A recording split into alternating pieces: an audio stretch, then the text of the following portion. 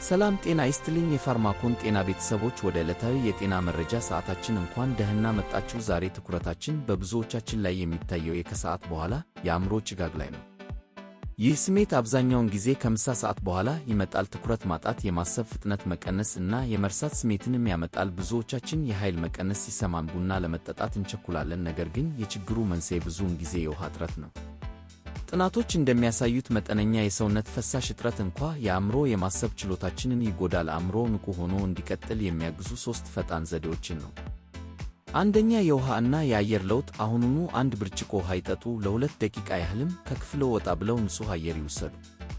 ሁለተኛ፣ ፊትዎን በቀዝቃዛ ውሃ ይታጠቡ። ይህ የነርቭ ሥርዓትዎን ወዲያውኑ በማነቃቃት የአእምሮ ጭጋግ እንዲጠፋ ይረዳል።